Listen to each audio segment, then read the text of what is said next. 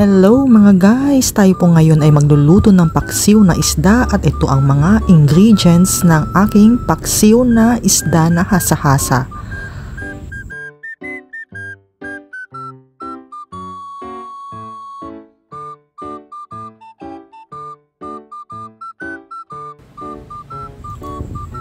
Ayan guys, lagay-lagay lang tayo ng ating mga ingredients. Makikita ninyo sa aking video na kahit na hindi in order yung pagkalagay ng mga ingredients, basta lahat ay maisama sa loob ng kaldero.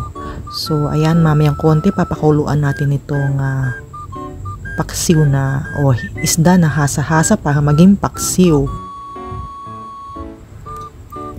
So ito ay tatakpan natin at papakuluan sa katamtamang init ng 20 minutes.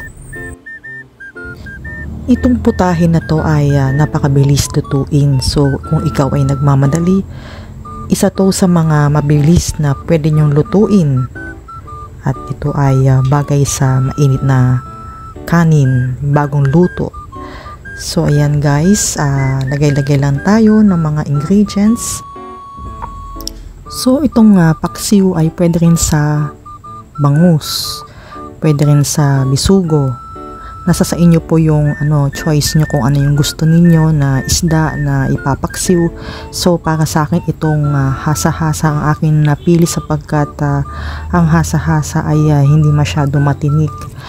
Yan, so ito ang aking choice na fish. At ayan na nga, tinakpan ko at papakuluan ko ng 20 minutes.